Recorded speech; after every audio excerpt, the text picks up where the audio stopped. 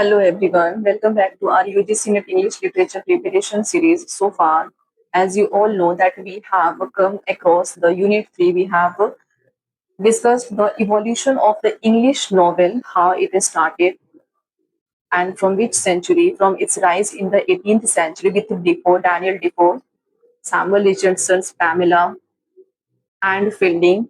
They were the major novelists.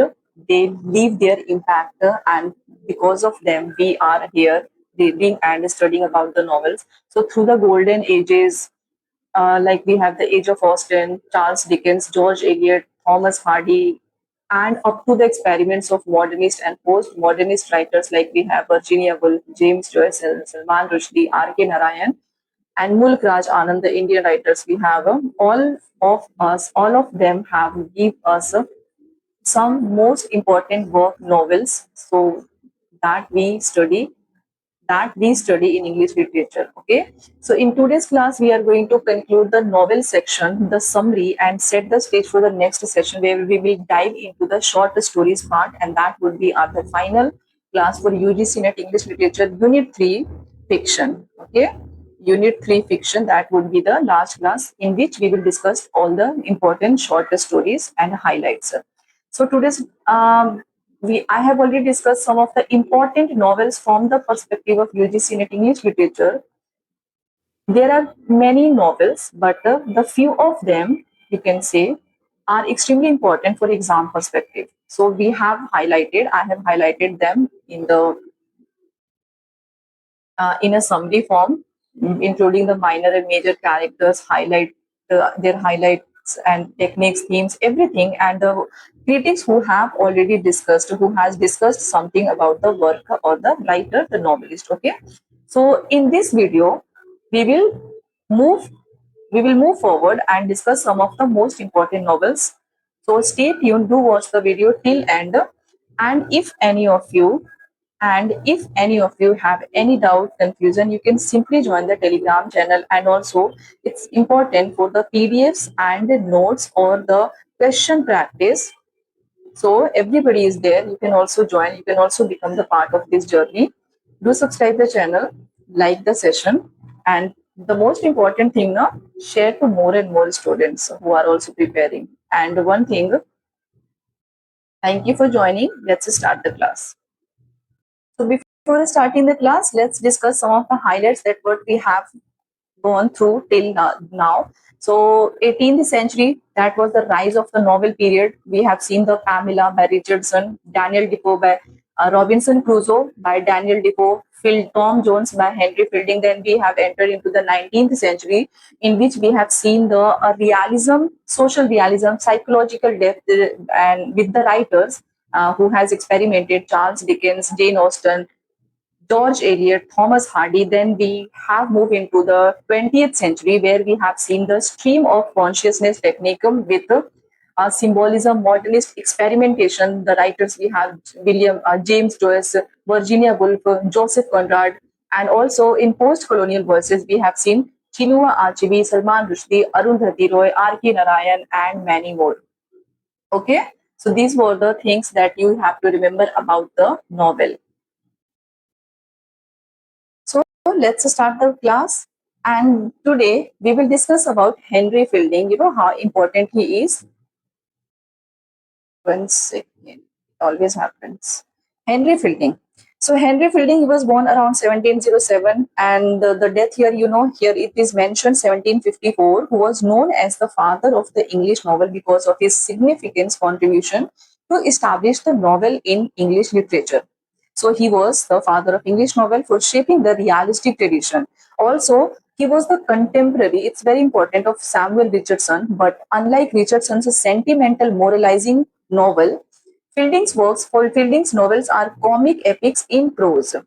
He was a master of satire, humor, social criticism, and parody. We are discussing about the Henry Fielding, one of the most important novelists in English literature we have, who helped establish the novel and gave a recognition. He opposed Richardson's moral tone. Henry Fielding, there is a question in exam. Henry Fielding opposed Richardson's moral tone in Pamela, and in against he wrote the Shamila work. Remember this, Shamila in 1741, which was a parody, which was a parody. So along with Richardson, he is credited with establishing the form of the modern English novel. It's very important because when the novel started, before that we know what form of writing everyone was using, but when novel came into being, the writer, these were the major writers that helped novel establish in English literature. So apart from novels, he wrote plays like The Author's Farce, The Tragedy of Tragedies. He was known for his comic realism and creating novel of manners with deep social commentary that we have seen in Tom Jones. Okay, so this was the important things about Henry Fielding. The major works by him we can simply remember here: Shamila, 1741, which was a parody of Richardson's Against the Richardsons, Samuel Richardson's Pamela. Joseph Andrews, it's very important for the exam. Jonathan Wild, 1743, The History of Tom Jones of Foundling, 1749. It was Henry Fielding's masterpiece work. Masterpiece work, and Amelia is also very important for UGC NET. Joseph Andrews is also important for UGC NET, and Tom Joseph, it is actually. So these were the major points about Henry. He contributed in developing the picaresque tradition in English literature with in his work.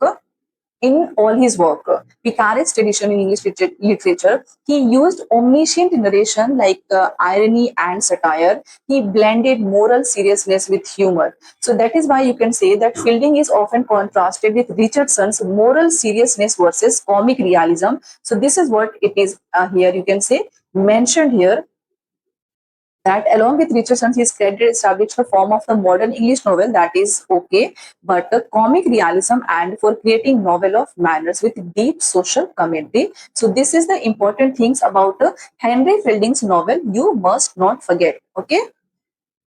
So now here is the most important masterpiece work by Fielding, and let's discuss about the Tom Jones and the what are the highlights, what are the major characters, and what is the theme that he has explored in his work. Okay, so Tom Jones was published in, remember the year 1749, it's important, 1749, which was considered one of the Henry Fielding's masterpiece work in English literature. It was a picaresque novel with a, you can say, a panoramic coverage of 18th century English society. 18th century English society. Okay, it was a depiction of English society. You can say it was divided into 18 books. Remember everything, 18 books, each with a prefatory chapter. 18 books with a prefatory chapter. So this was the highlight about the history of Tom Jones of Foundling, which was published in 1749. So what does the summary say? The novel tells the story of Tom Jones, a foundling raised by the kind-hearted Squire Alworthy, the mystery of Tom Jones' parentage, his misadventure, love affairs, and eventual union with his true love, Sophia Weston. Misadventure, love affair, everything. This majorly revolves around Tom Jones. Tom Jones. Okay. So the plot moves from the countryside to London with comic misunderstandings, mistaken identities, and satirical depiction of English society. If you have a study about Tom Jones, you will find out that what situation creates in this novel, in this work. Totally, you can say it totally revolves around Tom Jones, the protagonist of this work, and there are many characters around him who are who creates some type of misadventure, misunderstanding, mistaken identities, satire, irony, depiction that depicts Tom Jones as one of the major characters of English literature in any work. Whether if you will talk about his villainous character, his hypocritical half brother, Bleefield, who always plot against Tom Jones. Okay, so it is Bleefield. Master Bleefield, actually, he is known as a. So after many adventures, now there is a misunderstanding. Comic episodes. Tom's true parentage is revealed, and he marries Sophia at the end of the novel. it is actually this work now, it actually explores the human nature, satire of society, morality, love and marriages of 18th century England. Do remember 18th century England, whether it's a human nature, what was the flaws and virtues coexisted in that particular time of English society. Then what was the satirization of the society, whether it's you will talk about the hypocrisy, greed and pretension that is mocked. If you will talk about the morality of the society that criticizes false virtue, like we have Gleefield, and rewards natural goodness, like we have a Tom that represents by Tom. Then love and marriage is honest love, Tom and Sophia versus selfish motives. So how at the end of the novel, Tom's true identity, true parentage revealed, everything you will find in this work. Okay, I have highlighted everything. So eventually, Tom is revealed to be the illegitimate son of Bridget Elworthy, that who was actually Square's sister, Square Elworthy's sister.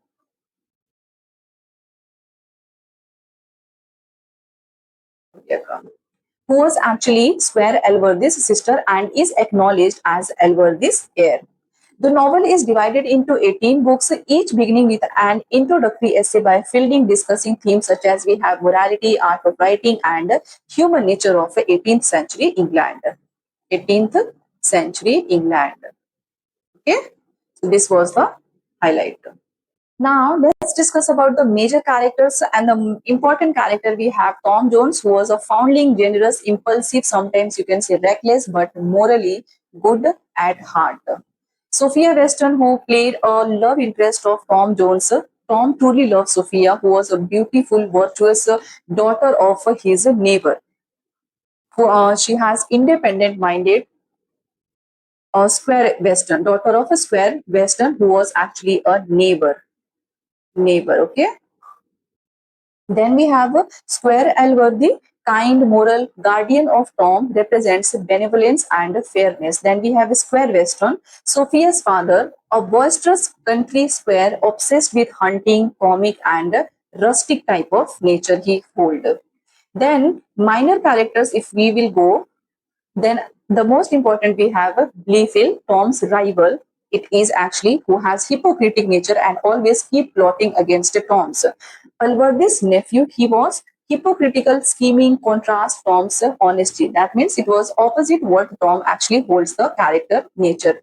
Bridget Alworthy, we have Alworthy's sister, secretly in the end, at the end of the novel, when I was studying, revealed that throughout the novel, now when you study who was Tom Jones' mother, who was Tom Jones' mother, who can be, because there are a lot of servant is also introduced, whom Tom Jones get attached, keep talking, who get you can say who always help the other people. So there was a chaotic situation created, and people keep guessing that who could be the mother of Tom Jones. It was actually revealed that none other than Square Elworthy's sister, which was actually Bridget Elworthy, actually revealed as Tom Jones's secret mother. Then we have Partridge, who was a comic schoolmaster loyal to Tom, who provides humor and commentary. Then we have Lady Balston, a wealthy London widow who attempts to seduce Tom. Then we have Fitzpatrick, an Irish husband of Sophia's cousin, fights Tom in a duel. Okay. Another minor characters we have here, Black George Sedgwick, who was a gamekeeper, sometimes helps, sometimes betrays Tom. Molly Sedgwick, Tom's early love affair, rustic and comic. In this story, Tom Jones, like we see in other characters, that who is in a womanish nature. This is what Henry Fielding presented Tom as, who's supposed to be, but in actually he was good by heart. Mrs. Honor, Sophia's maid, supportive but gossipy. He was also supposed to be the Tom's mother, but eventually what happened, I just told you. Then what are the themes that he has explored? Virtue and morality, that reveals the real virtue of Tom versus false virtue. We have a Bleafield, Master Bleafield. Then social class and birth, that actually satirizes on nobility and emphasizes on merit over lineage. Then we have love and marriage, true love that Tom does with Sophia, and it triumphs over greed and manipulation. Then human nature, comic but sympathetic portrayal of flaws, generosity, and hypocrisy.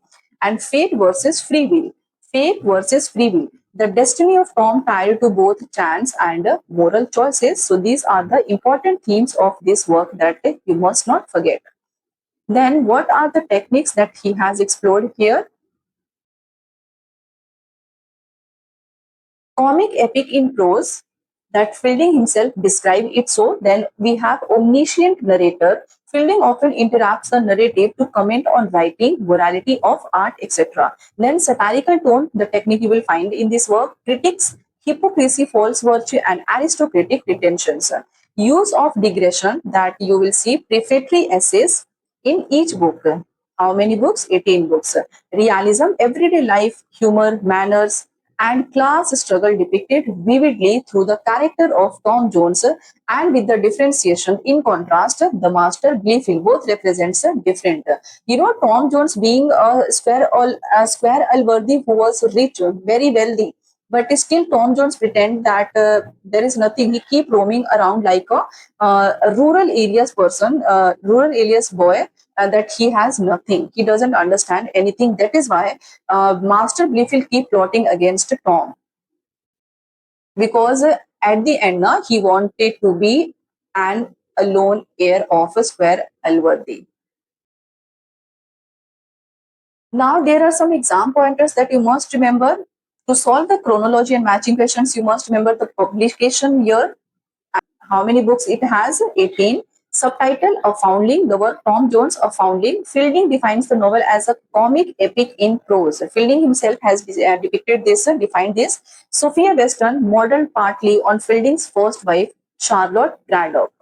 Parody and response to Richardson's Pamela and Clarissa. Then, this work also deals with issues of legitimacy, morality, and class mobility, and also the Tom is revealed as Alworthy's nephew at the end. Why? Because Square Alworthy's sister herself was the mother of Tom Jones. At the end, it was revealed. Okay, so I hope you got the point. Everything is clear to you about the Tom Jones. Now let's move on to the next work.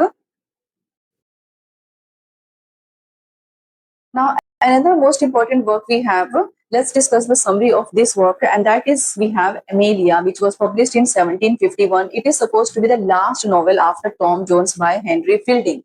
It was more serious and moralistic in tone in compared to the comic brilliance of Joseph Andrews. That is also by Tom Jones. Sorry, that is also by Henry Fielding. Joseph Andrews or Tom Jones, if you will compare, you will find this more serious in compared to the previous work, because this focuses on domestic life and marriages.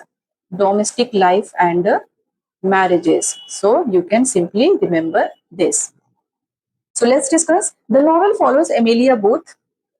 Character is important because it has already appeared, and her husband, Captain William Booth, both tracing their struggles in London.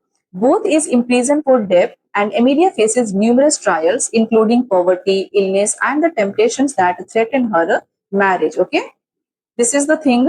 Both husband and wife living in London, and what sudden happens?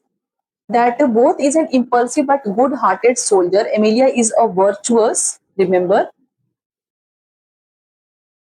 Amelia is a virtuous, patient, and loyal wife. Loyal wife. They face poverty, both husband and wife face poverty, imprisonment, temptations, as it is mentioned here, temptations, and social corruption in London city. Thing that create this situation, Booth's weakness, his husband, Booth's weakness, and what is that? Gambling, infidelity, which is contrasted with Emilia's moral strength. Emilia was good in nature. She was a virtuous lady, loyal wife. But if you will compare her husband to the virtuality of Amelia, he was in contrast. He was opposite. He was involved in gambling, infidelity. That is why this situation creates. And finally, you can say at the end of the work, both reforms and the couple finds stability in their life. Okay. So here everything is mentioned. Emilia is depicted as the perfect wife, loyal, virtuous, and forgiving, enduring her husband's weaknesses that he has gambling, fidelity, and a not so good nature. The novel highlights realistic domestic hardship rather than adventurous plots like we have at Tom Jones. It actually explores moral corruption in London City, including gambling, vice, and infidelity. Ultimately, you will see that after much suffering and struggle, the both couple is rewarded with financial security and moral redemption at the end of the work. Okay, so this was the highlight. Then the characters we have here, everybody, I'm telling you, do not forget about the characters if you are preparing the novel or drama.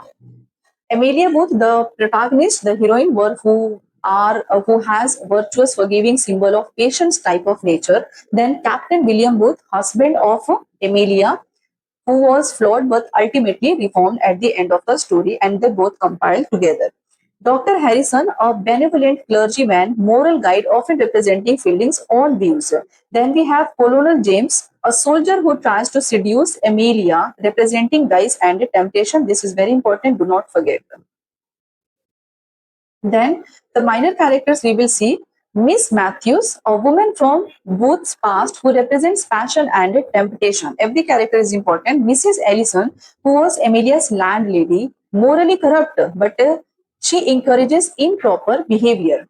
Sergeant Atkinson, we have Booth's loyal soldier and helper. Mrs. Atkinson, his wife, known for her learning and wit, a rare portrayal of a strong-minded woman. Then we have Captain Trent, who was a gambler who lures Booth into financial ruin. So he was the person, Captain Trent was the person, because of him, he kept luring Booth to destroy his life. And what is the situation created? You can say that this person might be the reason. Then what are the themes of the work? The themes we have marriage and domestic virtue.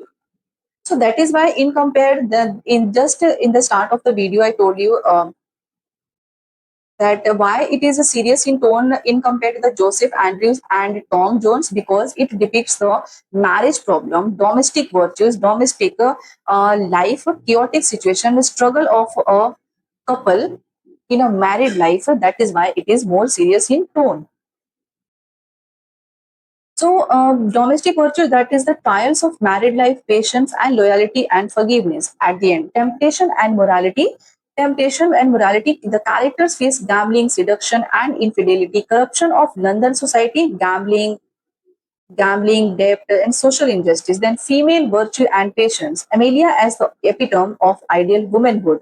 Then we have social critique, criticism of prisons, debt laws, and the weaknesses of the judicial system. Okay, so these are the themes of the novel. Do not forget. Then what are the techniques? Techniques you have here written in prose realism, the Henry Fielding style, closer to domestic life than Fielding's earlier comic epics, use of omniscient narrator with moral commentary that blends pathos with satire, unlike the broader comedy of Tom Jones. So it is less episodic, more focused on domestic trials and urban realism. You can say that this work majorly or more focuses on the struggle of the married life or a couple's life.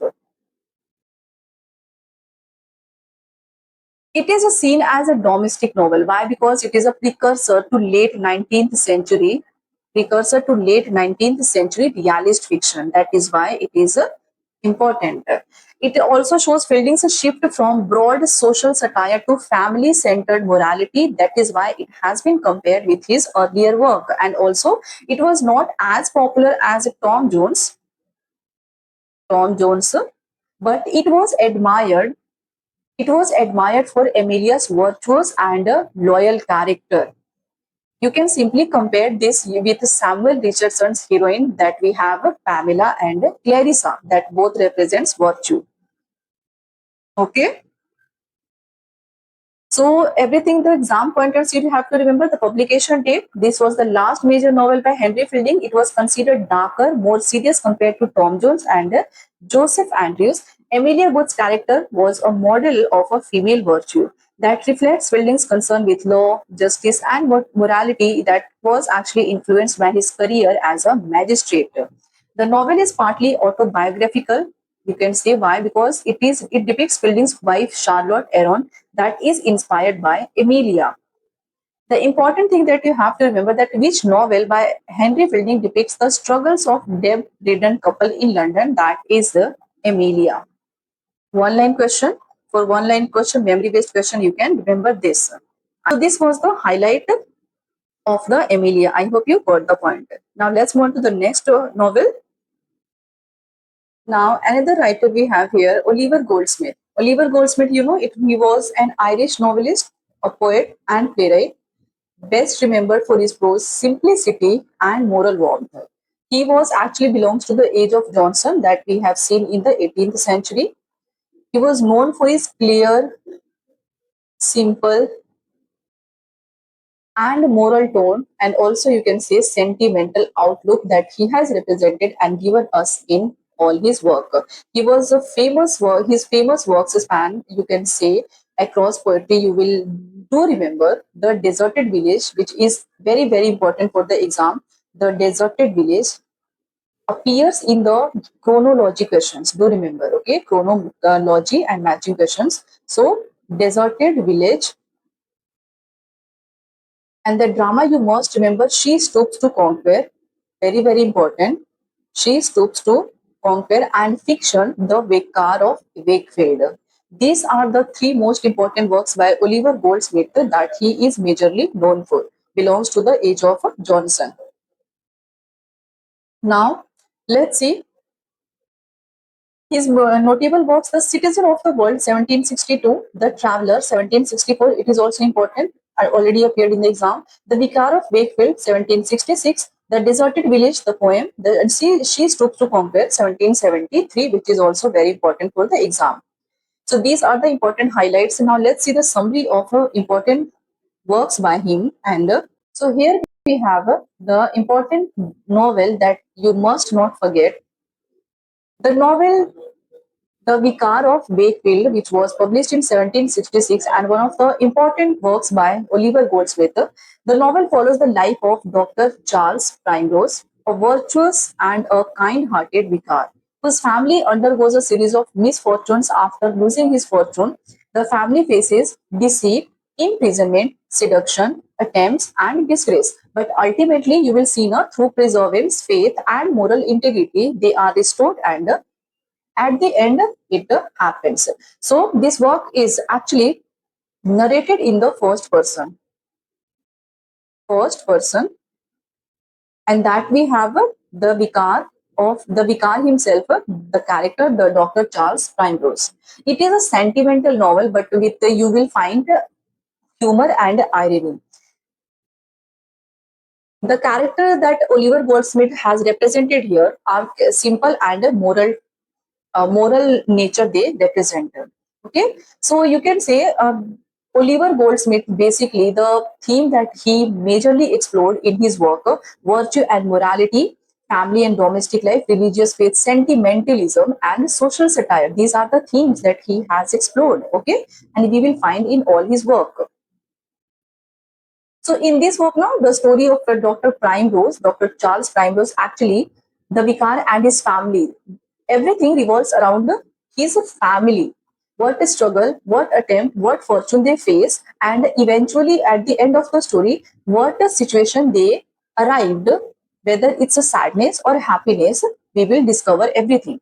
Though you can say the family suffer misfortune, in the sense they lose their wealth, they face betrayal, they face imprisonment, and despite a lot of hardships, they retain virtue, faith, and morality, and that is how they restore the happiness at the end. So it ends with the resolution and restoration of fortunes that we will say it is like a typical sentimental closure of any work. So you can say it is also a restoration of happiness by the characters at the end of the work. Now, the major characters that everybody must remember and will not forget. Dr. Primrose, the Dr. Charles Primrose, the benevolent vicar, symbol of faith and morality. Mrs. Primrose, he is supportive but sometimes worldly wife. George Primrose, we have the eldest son of Dr. Primrose, educated but struggles with employment. Olivia Primrose, she was the daughter of Dr. Primrose, who was beautiful and romantic that faces seduction. Sophia Primrose, younger daughter, virtuous and modest. So you can say everything is mentioned throughout his family. Next we have Bruchel, Sir William Thornhill in disguise, a mysterious benefactor. Do you remember? Squire Thornhill, villainous nephew of Sir William, tries to seduce Olivia. Olivia, the daughter of a Primrose, and Mr. Jenkinson, a con man who later reforms, a con man. So there are family of Dr. Primrose, son, daughter, and wife, and there are also villainous characters that play the role to how to ruin the family, how to destroy the family, and they somehow con Dr. Primrose family, and they that is why they face a struggle, they face imprisonment, they face loss of wealth. So this is the thing that you have to remember about this work. The minor characters, if we will see, we will find Farmer Flamborough, who was a neighbor of Dr. Primrose, Arabella Wilmot, who was George Early Love's interest, and Moses Primrose, who was a younger son, maybe, but good-hearted. These are the minor characters, not forget. Okay, then what are the exam pointers that we must not forget? It is often cited as a key sentimental novel of the 18th century. It shows domestic realism and moral didacticism. It was praised by Samuel Johnson and referred in later works by Dickens and others. And the themes that you will find majorly: virtue versus vice, family resilience, sentimentalism, and providence. So these were the highlights of the work the Vicar of Wakefield by Oliver Goldsmith. And you know, for the exam, She Stoops to Conquer is very important. The Traveler is also important, and The Deserted Village. So these are the works you must not forget to prepare for the exam. Okay, the time is near. We will finish the unit fast and then practice the MCQs. Now, another writer that we must explore because he is also important, George Orwell. 1903 to 1950, George Orwell, very, very important. His real name was Eric Arthur Blair, who was known by his pen name George Orwell. There are many writers who has their pen name, and in sometimes exam, UGC NTA asked the pen name, the real name, actually the real name. Real name Eric Arthur Blair, so must not forget. He was an English novelist, essayist, and journalist and critic also. He was known for his lucid prose, social criticism, opposition to totalitarianism, and support for democratic socialism. George Orwell, very important. Do not forget George Orwell, whose real name was Eric Arthur Blair. Okay. His major works, if we will go, Animal Farm, very, very important. 1984, again, it's very important. Essays like Politics and the English Language. Homage to Catalonia, 1938. So these are the important works. His works are often dystopian, allegorical, and politically charged. George Orwell's work, this is what you must not forget. Now let's see the summary of 1984, everybody. Summary of 1984, the work which was published in 1949. 1984 is set in a dystopian world. You don't know what is dystopian world?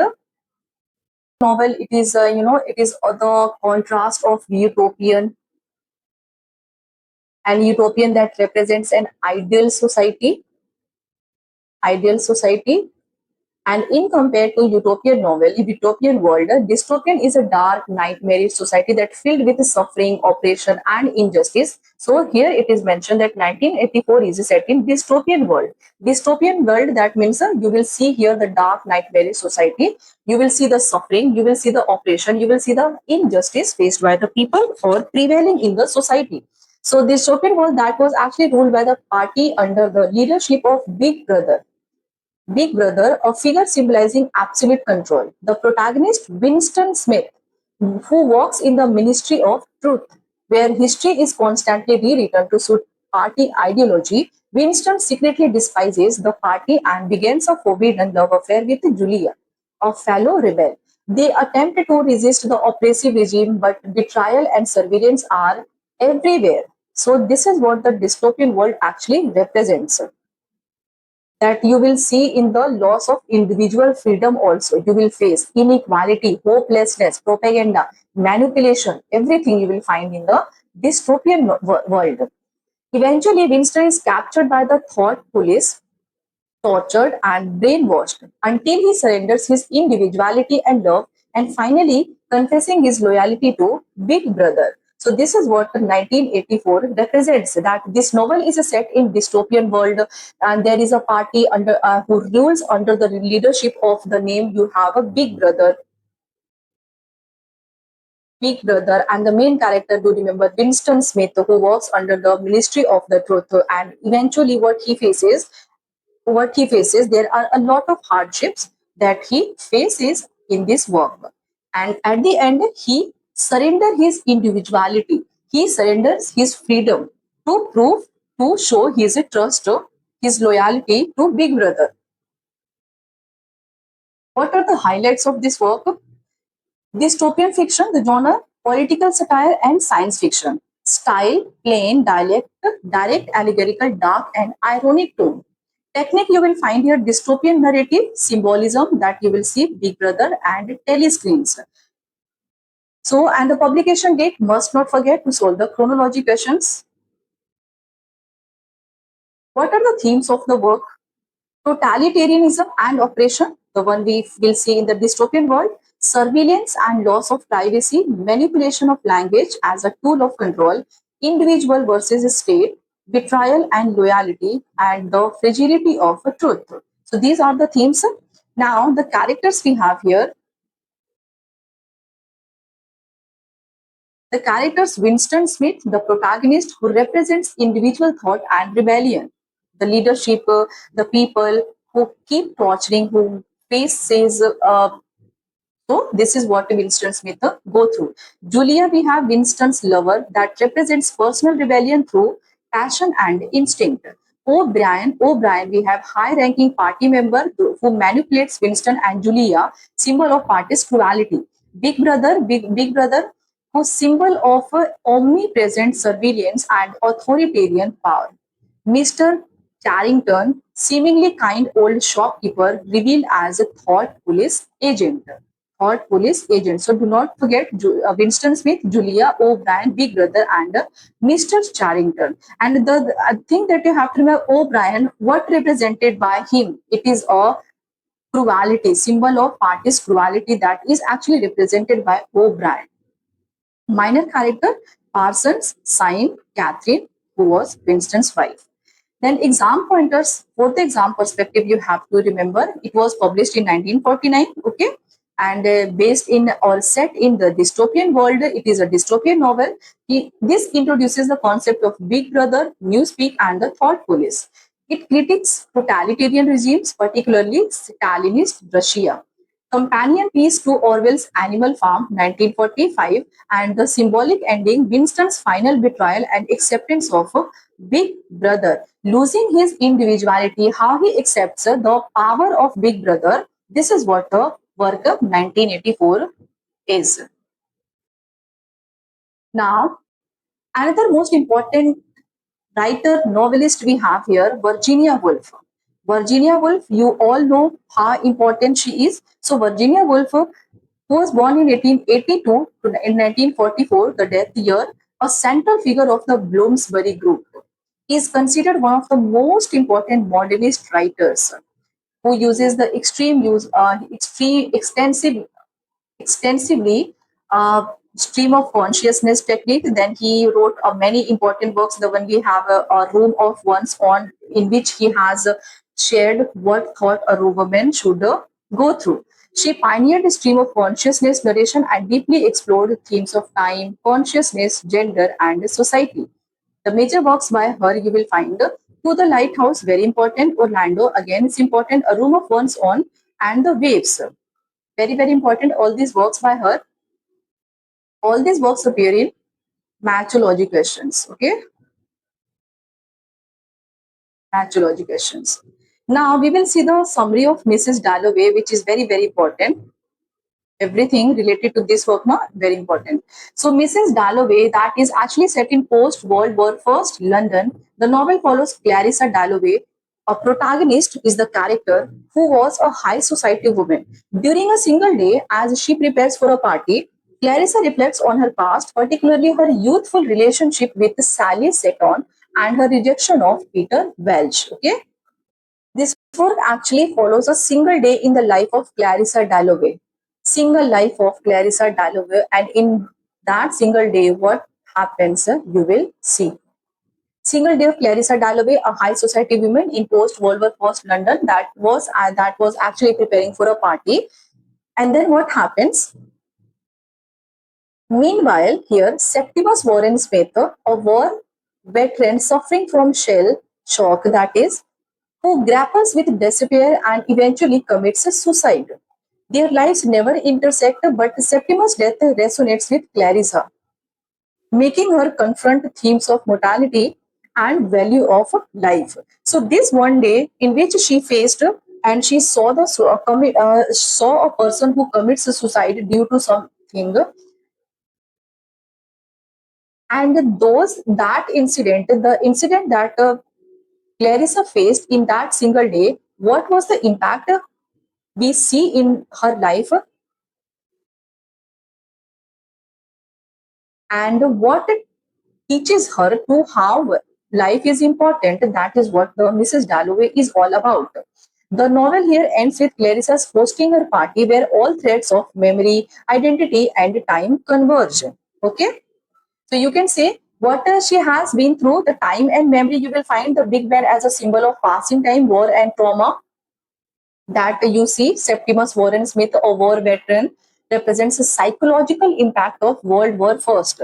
Psychological impact. What impact we find on our mentality after some incident, or what we have situations seen in our life, and how we react to the situation. And by reacting, what impression we leave to the other people. This is what this story tells us. So, time and memory, war and trauma, identity and society, life and death, that Septimus' suicide, that contrast Clarissa's embrace of life. Also, identity and society, Clarissa's role as a wife, hostess, versus her inner sense of self realization that how valuable the life is actually. And impressionistic, fluid, psychological rather than plot driven. So, here the importance of life by watching, or you can say by observing somebody's losing life, the protagonist realizes that how valuable the life is. This is what this work represents. It is a classic modernist novel that actually reflects the fragmented, uncertain world after World War First, and what is the impact on people's mentality. I hope you got the point and understood everything. Okay. Now, what are the highlights? Time frame, narrative style, just told you. Parallel lives here, upper class and Septimus were scared outsider that mirror each other's psychological struggle. The themes you will find in this work: time and memory, war and trauma, society, class, identity and gender, and life and death. Then characters we have Clarissa Dalloway, the protagonist, a wealthy hostess reflecting on life's choices. Richard Dalloway, her husband, was conventional and conservative. Peter Walsh, Clarissa's old lover, still emotionally tied to her. Sally Seton, symbol of Clarissa's youthful freedom. And Septimus Warren Smith, war veteran, symbol of trauma, psychological impact. Rezia Smith, his Italian wife, struggling to save him. Wife of Septimus Warren Smith, Rezia Smith. The genre and style that this work represent, a modernist novel this is, because Virginia Woolf belongs to the modern age. Heavy use of a stream of consciousness technique, you will find here interior monologue that shifts perspective, symbolism, imagery, the one we have flowers, Big Ben and parties, everything we will find in here. Then exam pointers you must not forget. Connection between Septimus' death and Clarissa's awakening and embracing the life. Significance of time and Big Ben, the symbolization, role of feminine identity and modernist narrative, how Woolf's novel critiques British society after World War I. This is what she has represented.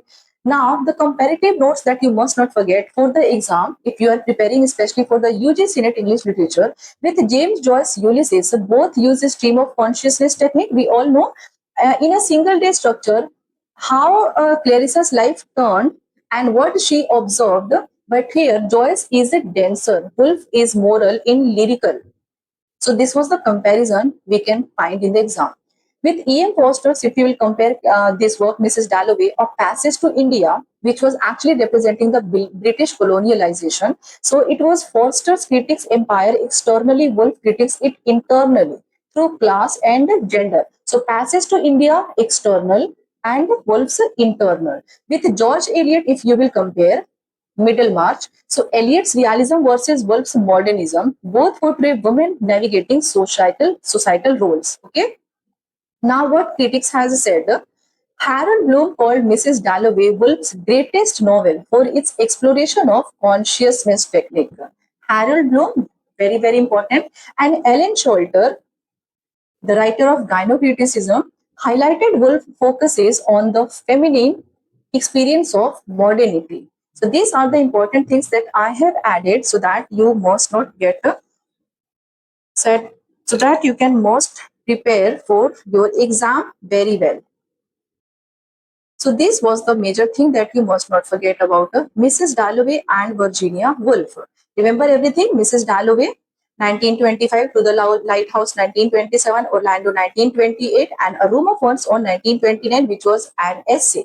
So Virginia Woolf, remember, was a modernist literature, central figure of modernist literature. Okay, then she was the central figure of modernist literature. She was the member of Bloomsbury Group, intellectuals, writers, artists in this category.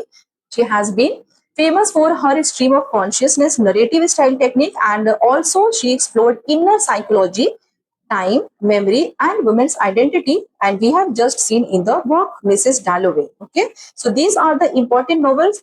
More important novels I have already discussed in the part 2, class 2, actually, sorry, class 2 video. If any of you have missed those videos now, go and watch, because that is also important. So all important novels we have finished. If any of we have left, I will definitely bring for you. But what you have to do at the end, keep sharing the channel to more and more students so that more students can reach and get the advantage of all the free contents that this channel is providing. And also you can join the channel and join the Telegram for PDFs, notes, discussions, and there, if I find something new, I keep sharing and telling the people who are already there. So you can also become part of this channel, this group, this community. In the next video now, we will discuss the short stories, because in this unit not only the fiction but the short stories is also we have to discuss. So do watch the video, stay tuned with English with Shabnam ma'am, subscribe the channel, share to more and more students, and if any of you are watching for the first time, do share and subscribe the channel. Okay, thank you so much for joining everybody. Do take care of yourself, and bye bye.